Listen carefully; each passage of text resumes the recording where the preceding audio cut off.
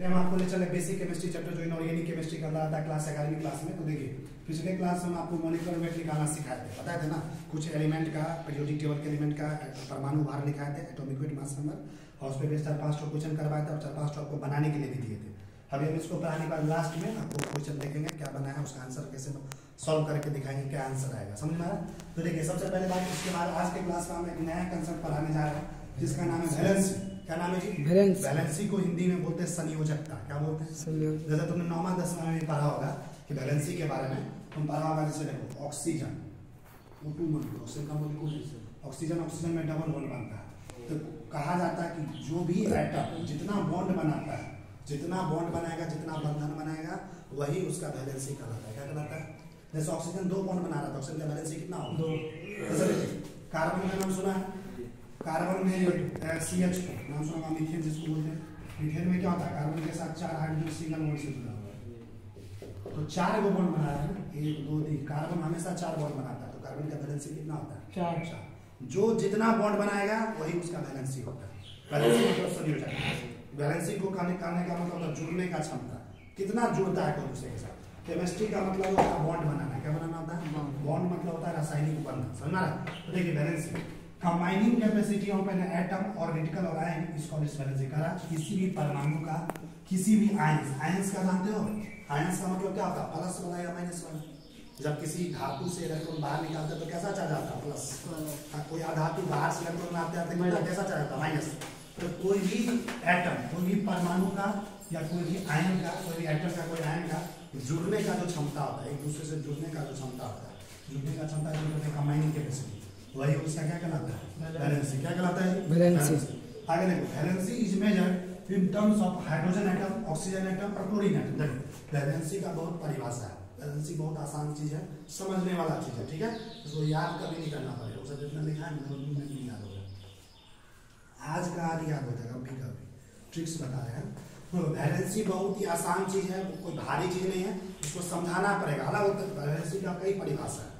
जैसे हम पहला परिभाषा बता रहे हैं, पुराना परिभाषा, पुराने जमाने के साइंटिस्ट मानते थे कि वैलेंसी को 3 एलिमेंट के रूप में परिभाषा दी थी। कौन कौन एलिमेंट को यूज किए थे? हाइड्रोजन एटम, दूसरा ऑक्सीजन एटम, तीसरा क्लोरीन एटम।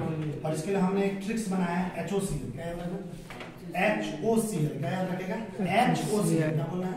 HOCl। HOCl से तुमको याद रखेगा हाइड्रोजन, ऑक्सीजन और क्लोरीन। इसी तीनों एलिमेंट के टर्म्स में वैलेंसी को बताया जाता है, डिफाइन किया जाता है। कैसे डिवाइड किया जाता है?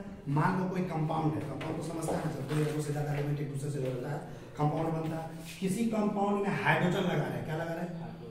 ऑक्सीजन लगा रहे हैं या क्लोरीन लगा रहे हैं। क्या क्या लगा रहे हैं? या तो हाइड्रोजन लगा रहे हैं, या ऑक्सीजन लगा रहे हैं, क्लोरीन लगा रहे हैं। और बगल में कोई दूसरा एलिमेंट लगा रहा है, तो तुमसे पूछेगा कि दूसरे एलिमेंट का वैलेंसी बताओ, उस कंपाउंड में कितना होगा। तो याद रखना, जितना हाइड्रोजन लगा रहेगा ना, किसी भी कंपाउंड में जितना हाइड्रोजन लगा रहेगा, हाइड्रोजन के परमाणु की संख्या के बराबर क्या होगा उसका वैलेंसी? क्या होगा? बगल वाले का वैलेंसी। जितना ऑक्सीजन लगा रहेगा उसका दुगुना वैलेंसी होगा। कितना? और जितना क्लोरीन लगा रहेगा उतना वैलेंसी होगा। हाइड्रोजन के एटम का जितना संख्या है और क्लोरीन के एटम का जितना संख्या है उतना वैलेंसी होगा बगल वाले का, उस कंपाउंड में। और ऑक्सीजन के एटम का जितना संख्या है उसका दुगुना वैलेंसी होगा बगल वाले में। अभी इसको एग्जांपल से समझा रहे हैं, देखो यही लिखा है। Valency is measured in terms of atom. देखो इधर क्या लिखा है? वैलेंसी ऑफ एन एटम और orbital is the number of hydrogen atom. कितना नंबर है? हाइड्रोजन एटम के नंबर के बराबर, या नंबर ऑफ क्लोरीन एटम के बराबर, या double the number of oxygen atom, मतलब ऑक्सीजन के परमाणु की संख्या का दुगुना के बराबर क्या होता है? वैलेंसी। जैसे देखो अभी हम इसको उदाहरण से समझा रहे हैं, एक एक चीज समझ में आएगा। जैसे एक कंपाउंड लिए HCl। क्या लिए? HCl का नाम होता है हाइड्रोजन क्लोराइड। क्या नाम होता है? यहाँ पे गौर से देखो, हाइड्रोजन भी लगा हुआ है, क्लोरीन भी लगा हुआ है। हमसे पूछ रहा है, बताइए इस क्लोरीन का वैलेंसी क्या होगा? याद उनको नहीं करना, देखो कैसे नहीं। HCl कंपाउंड है, इसमें क्लोरीन है ना, हमसे पूछ रहा है क्लोरीन का वैलेंसी क्या होगा। तुमको बताया ना, कोई भी एटम का वैलेंसी पूछे उसमें 3 चीज लगा रहना चाहिए। क्या क्या? हाइड्रोजन, ऑक्सीजन और क्लोरीन। क्लोरीन का वैलेंसी पूछ रहा है, अभी बगल में क्या लगा? हम क्या बोले? जितना हाइड्रोजन होगा उतना वैलेंसी होगा। हाइड्रोजन कितना है? 1। क्लोरीन का वैलेंसी कितना है? समझ में आया? देखो इधर। अब अगला कंपाउंड है CH4। CH4 को कहते हैं मीथेन। इसमें तुमसे परीक्षा में पूछ रहा है कि मीथेन को देख के बताइए कार्बन का वैलेंसी इसमें कितना है। कैसे? वैसे याद नहीं करना, आपने देखो ट्रिक्स बता रहे हैं। कार्बन का CH4 में कैसा वैलेंसी? तो कार्बन का वैलेंसी पूछ रहा है, बगल में क्या लगा? हाइड्रोजन। तो बगल में या हाइड्रोजन लगा रहा है, ऑक्सीजन इसके क्रम में। अगर हाइड्रोजन जितना लगा रहा है उतना वैलेंसी, हाइड्रोजन कितना भी लगा होगा, वैलेंसी कार्बन कितना होगा। देखो इधर H2, यहाँ मुझे परीक्षा में पूछ रहा ऑक्सीजन का वैलेंसी कितना होगा, बगल में क्या लगा हुआ हाइड्रोजन, हाइड्रोजन का एटम का जितना संख्या उतना वैलेंसी, हाइड्रोजन 2 लगा तो वैलेंसी कितना होगा। इधर देखो SO3, इसमें तुमको परीक्षा में पूछ रहा सल्फर का वैलेंसी बताइए, तो पहले चेक करते कि सल्फर के बगल में है कौन, सल्फर के बगल में कौन है, ऑक्सीजन। अच्छा देखो इधर ऑक्सीजन है, इस तीनों में से कोई एक होना चाहिए। पुराना जमाने का जो डिफिनेशन था उसके अकॉर्डिंग इस तीनों में से कोई होना चाहिए। हाइड्रोजन नहीं, ऑक्सीजन तो है ना, तो ऑक्सीजन जितना होगा उसका दुगुना कर देना, ऑक्सीजन का दुगुना। बता ऑक्सीजन कितना है 3 का दुगुना 6, समझ में आ रहा। इधर देखो एक कंपाउंड है NH3 जिसको बोलते हैं अमोनिया, अमोनिया एक तरह का गैस होता है, समझ में आ रहा। तुमसे पूछ रहा है नाइट्रोजन का अमोनिया में बताइए वैलेंसी कितना, नाइट्रोजन के साथ क्या जुड़ा हाइड्रोजन, अब ये बता हाइड्रोजन का जितना संख्या होगा उतना वैलेंसी, नाइट्रोजन 3 है तो नाइट्रोजन कितना वैलेंसी होगा। इधर देखो याद और कुछ नहीं करना, H2S। पूछा सल्फर का वैलेंसी बताइए, सल्फर के साथ क्या जुड़ा हुआ हाइड्रोजन, हाइड्रोजन कितना है 2, सल्फर कितना वैलेंसी 2। कार्बन डाइऑक्साइड, इस कार्बन का वैलेंसी पूछ रहा है, बगल में क्या लगा हुआ ऑक्सीजन, ऑक्सीजन का जितना रहेगा उसका 2 गुना करते हैं, 2 लगा तो 2 गुना 4 कितना हो गया। अच्छा समझ में आ रहा है। अब इधर देखिए इधर क्या लिखा हुआ था, इधर से देखो यहाँ पे ऊपर में लिखा हुआ एलिमेंट, एलिमेंट को बोलते हैं बेसिक रेडिकल, इलेक्ट्रोपॉजिटिव रेडिकल या पॉजिटिव चार्ज। देखो 2 तरह का आयंस होता है, देखो ये अभी पढ़ाएंगे तुमको केमिस्ट्री में, 2 तरह के आयंस होते हैं, एक होता है प्लस वाला, एक होता है माइनस वाला। प्लस वाला आयंस कौन बनाता है, धातु। कौन बनाता है, धातु। कोई भी धातु कोई भी मेटल अपने बाहरी कक्षा से इलेक्ट्रॉन को बाहर निकालता है, और जितना इलेक्ट्रॉन बाहर निकालेगा उसको उतना प्लस कहा जाता है। जो तुमको पता होगा पहला ग्रुप में देखो सोडियम, पोटासियम, ये सब कितना इलेक्ट्रॉन निकालता है 1, तो कितना प्लस चल जाता है इसमें 1। सेकंड ग्रुप का बेरिलियम है, इसमें 2 इलेक्ट्रॉन निकालता है, कितना प्लस आ जाता है। एल्युमिनियम 3 इलेक्ट्रॉन निकालता है, कितना प्लस आ जाता है 3।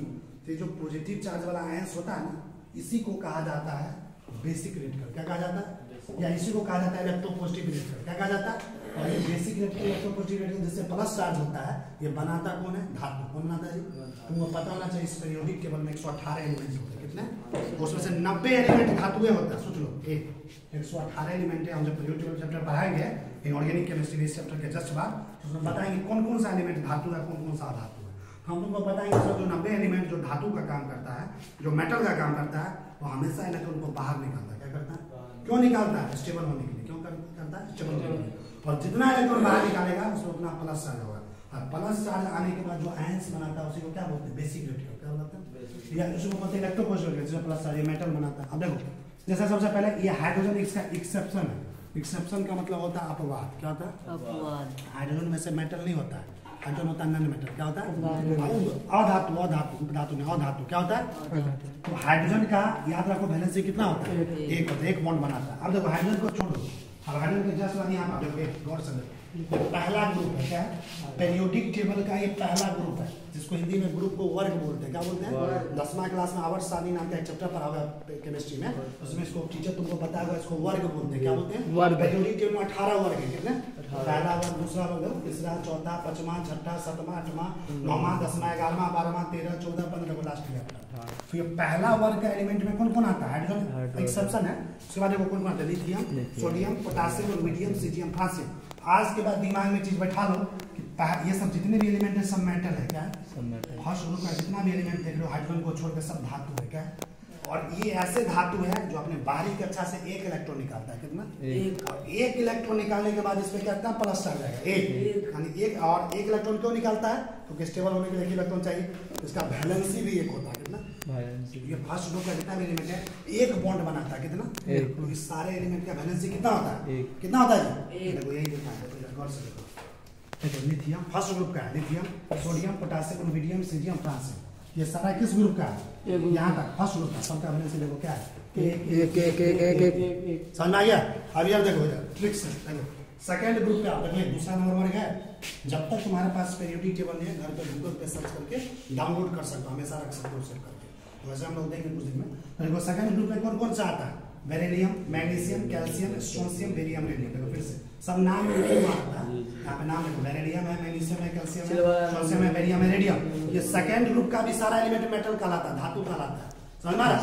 और ये सब अपने बाहरी कक्षा से 2 इलेक्ट्रॉन निकालता है। कितना, 2। सेकंड ग्रुप में जितने एलिमेंट है बाहरी कक्षा कितना इलेक्ट्रॉन निकालता है, 2 प्लस चार्ज आ गया, और इसका वैलेंसी भी 2 होता है। कितना, 2। फर्स्ट ग्रुप का कोई भी एलिमेंट आ जाए उनके कितना वैलेंसी हो जाएगा, 1। और सेकंड ग्रुप का वैलेंसी कितना होता है, 2। हम थर्ड ग्रुप का 3, थर्ड ग्रुप का 3 होता है। हम आप इसको प्रूव करके भी दिखाएंगे।